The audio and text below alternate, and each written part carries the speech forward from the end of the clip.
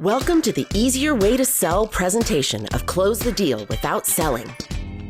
Here's your host and developer of the Easier Way to Sell, Ike Krieger. Hey, this is Ike Krieger. Welcome back.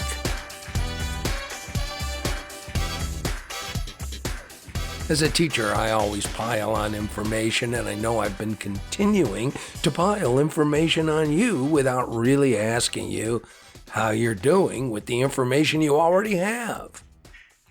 Go back over the first 10 episodes. Listen to them again for the first time. It's hard not to get overwhelmed by all that information. But this information is all you need to make this simple system work the way you want, and this simple system is simple once you've learned it. The system is simple once you've done it 100 times. It's simple once you commit to using a communications process that's designed to work every time. And I know it doesn't work every time. And I don't believe you've been fooled into believing that it does. You've been told that you'll get more no's with this process.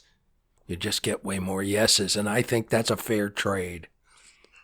I've been around literally thousands of people who've taken on this system as a more effective and elegant way to communicate more productively. But those who begin learning this system with an "I'm going to try this out" attitude are far less likely to transform their current level of communications effectiveness. Have you fallen victim to the "I'll try" syndrome? I know I have, and it's not productive. I still have to remember this tip myself. So now I'm not a big fan of any commitment based on "I'll try." This conversation is perfect for where you are in the learning process. You've learned to do what you need to do to make these efforts pay off. But how are you approaching this opportunity?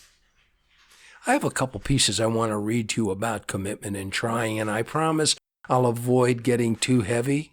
Notice I said I will avoid rather than I will try to avoid getting too heavy.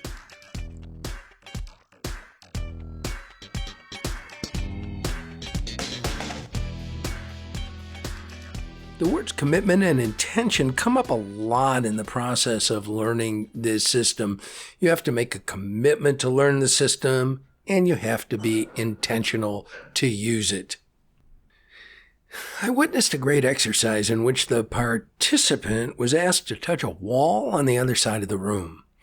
He was asked if his intention was to touch the wall on the other side of the room, and he replied, "Yes, I intend to touch the wall on the other side of the room." He was asked if he intended to touch the wall no matter what, and the participant replied, "Yes." He was then told to go touch the wall on the other side of the room. As soon as he began the short journey across the room, the person conducting the exercise yelled out, "Wait a second, there was something I didn't tell you." The participant stopped. And when he was asked, "Why did you stop?" the participant replied, "You told me to." The leader of the exercise said, "I thought you intended to touch the wall no matter what." The participant smiled sheepishly and said, "I guess I didn't do what I said I was going to do." If you're driving along in your car, wait until you're next to a table or near your desk before you do the exercise that's contained in this piece I'm about to read to you. How many times do we hear ourselves or other people speak the words, "I'll try"? Well, what's wrong with that? After all, aren't we told from an early age to always try hard? However, trying is not doing. The act of trying may actually be counterproductive. What price do you pay in your business and in your life for trying rather than doing? To clarify this abstract concept, let's perform an exercise. Place your pen or your pencil on the table or desk in front of you. Now, try to pick it up. For those of you who were able to pick up your writing utensil, I have one thing to say, and that's you didn't follow the instructions. You weren't asked to pick up the pen or the pencil. You were asked to try and pick it up. Trying in and of itself can never result in success. Do you exist within a mindset in which you tell yourself and others that you're really going to try to accomplish your short-term and long-term goals?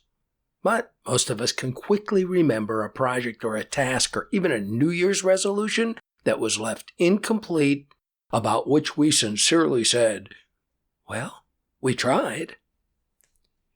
You remember that there was an intention to perform your task. You remember trying to complete what you had intended. You remember the task being left incomplete. The mindset of trying has a tendency to dilute intention. Viktor Frankl, psychiatrist, Nazi concentration camp survivor, and the author of Man's Search for Meaning, introduced the world to a concept based on this idea called paradoxical intentionality. Paradoxical intentionality is defined by Frankl as the twofold fear that brings about that which one is afraid of, and that hyperintention makes impossible that which one wishes. Basically, the more you need, want, or try to accomplish a task, the more difficult the completion of that task becomes. In other words, the more you try, the harder it is to do. What happens when you try to fall asleep? What happens when you try to stay awake and watch a late-night movie? As simplistic as this example may seem, it's a perfect illustration of the seemingly opposite results brought on by trying and wanting. Frankl's comments are reinforced by those of another 20th century writer and filmmaker, George Lucas. In Episode 5 of his Star Wars saga, Lucas wrote a line that's delivered by the character of Yoda to his pupil, Luke Skywalker. After Luke has replied to a training command with the words, "I'll try," Yoda counters with quiet conviction by saying, "Do or do not. There is no try." I urge you to begin using this motto as part of your daily action plan. The cost of a wanting, needing, and trying mentality is best summed up in this excerpt from the first in a series of books entitled Conversations with God by Neil Donald Walsch.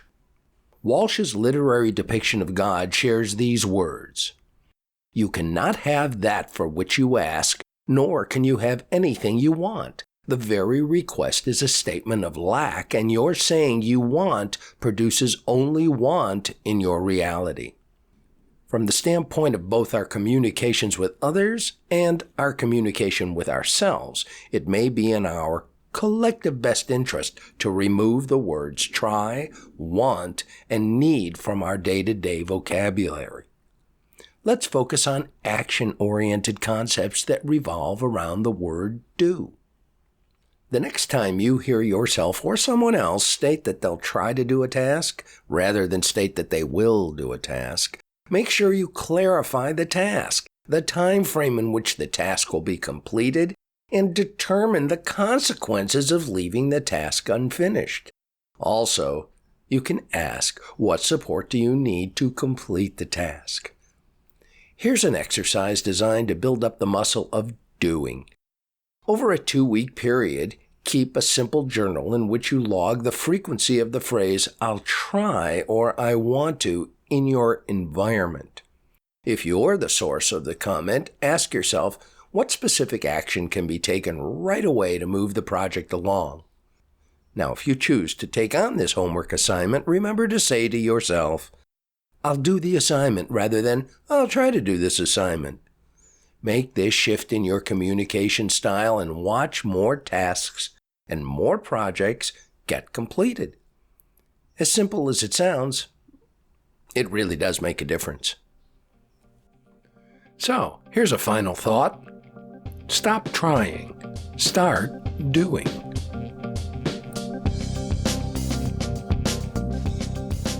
I just want to say that I'm as guilty as everyone else, because some of the time when I make a commitment, I only try.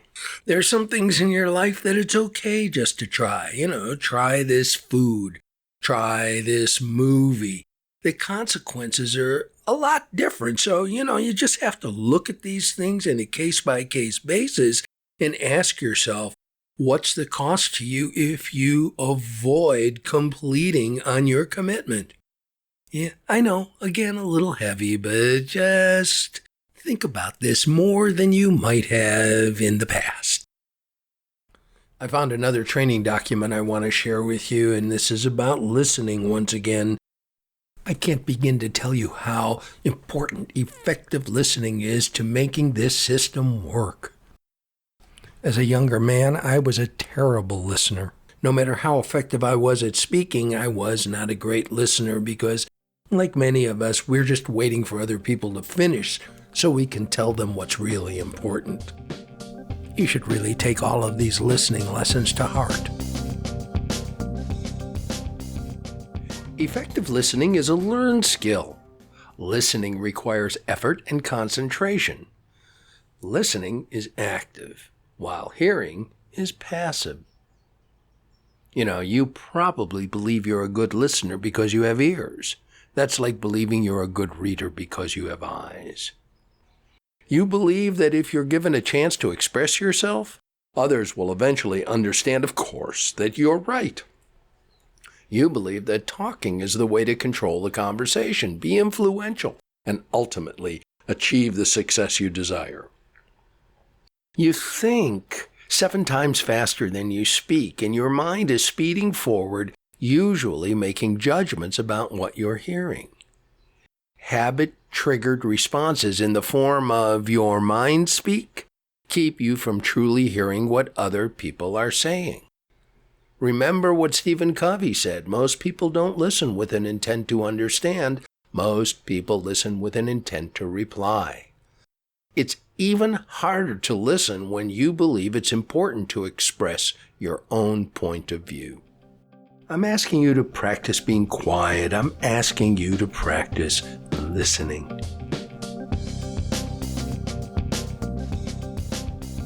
So this is a perfect time for you to contact me at closethedealwithoutselling@gmail.com. Send me your questions and your feedback. Send me a request for anything that will help you move towards using this wonderfully effective system all of the time.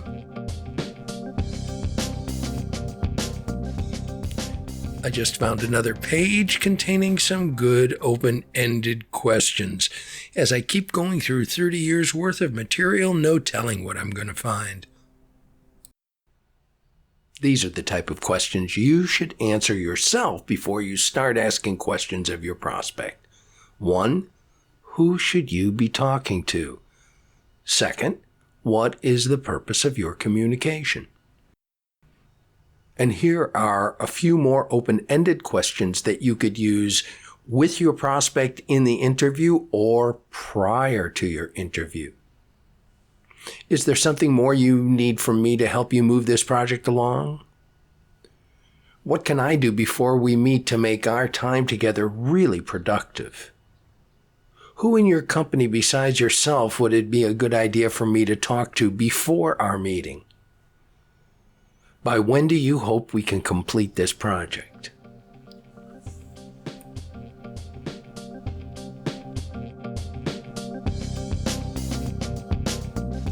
Everything that I just read was of great importance, but one of the questions that was not included in there was a question that's basically a challenge, and that is, what would not completing this task cost you?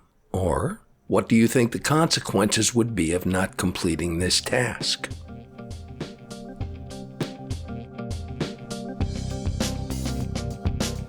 Okay, here are a series of closed-end questions, and I'd like you to turn them into open-ended questions as an exercise. Ready? Here's the first one. Can you explain more fully? 2, do you have something in mind? 3, do you feel okay with this? 4, can you tell me more about why you want to do this? 5, can you elaborate on that? 6, can you give me some examples? These types of questions are not vital in a diagnostic interview, but they'll help you build your muscle of asking open-ended diagnostic questions as a habit. One of our listeners Monique Breyer, who's in real estate financing, sent me this note. Monique writes, I've been consciously changing my language from yes-no questions to what, why, where, when, and how questions, and it's having a positive effect on my communications with people. Thanks very much. I like that. That's good. Thank you, Monique.